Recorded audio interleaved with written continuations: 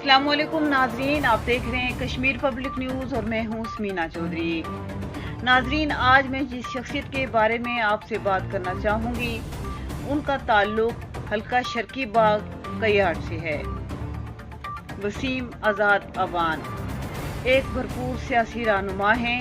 उनका ताल्लुक कयाड़ से है और अल्लाह ताला ने उन्हें सियासी बसीरत और अवामी खिदमत का जज्बा अता किया है। लीडर वो होता है जो हर दुख सुख में अवाम के साथ रहे और अल्लाह ताला ने उन्हें ये सलाहियत अता की। उनकी सियासी खिदमत सबके सामने हैं। कहा जाता है कि वोट अमानत है और अमानत हमेशा ईमानदार इंसान को दी जाती है और ये इसके अहल हैं।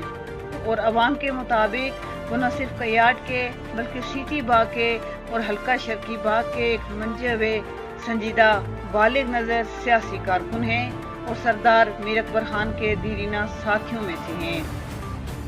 हालिया दिनों में जब हुकूमत आज़ाद कश्मीर ने सुप्रीम कोर्ट के हुक्म पर बल्दियाती इलेक्शन का नोटिफिकेशन जारी किया तो मुख्तलिफ इलाकों से जहां दीगर लोगों ने इंतखाबात में हिस्सा लेने का इरादा जाहिर किया, वहां कयाड़ और सरसैदा के अवामी हलकों के भरपूर इसरार और ताउन की यकीन दहानी पर वसीम आज़ाद अवान ने न सिर्फ मुशावरती इजलास तलब किया बल्कि सोशल मीडिया पर भी लोगों से राय जानने के बाद इलेक्शन लड़ने का हतमी फैसला किया और बाकायदा इंतखाबात में हिस्सा लेने का फैसला किया है।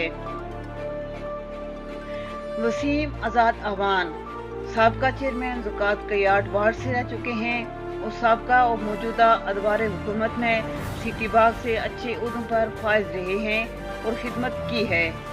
उनकी खिदमत के इतराफ में अवाम इलाका कयाड़ और सरसैदा ने वसीम आज़ाद अवान से ताउन की मुकम्मल यकीन दहानी करवाते हुए कहा है कि वसीम अवान मीर अकबर खान के दीरीना साथी हैं। हर मुश्किल में उनके शाना बशाना रहे हैं। उम्मीद करते हैं कि पार्टी टिकट उसके असल हकदार वसीम आज़ाद ही हैं। वो टिकट उनको ही मिलेगा क्योंकि उनकी अवाम में यकसा मकबूलियत है और उनकी पार्टी के लिए खिदमत भी सबके सामने है। और अगर उन्हें टिकट ना दिया गया तो पार्टी के अलावा अवाम इलाका का भी नुकसान होगा और उसकी जिम्मेदार पार्टी होगी। मज़ीद अपडेट्स के लिए देखते रहिए कश्मीर पब्लिक न्यूज़।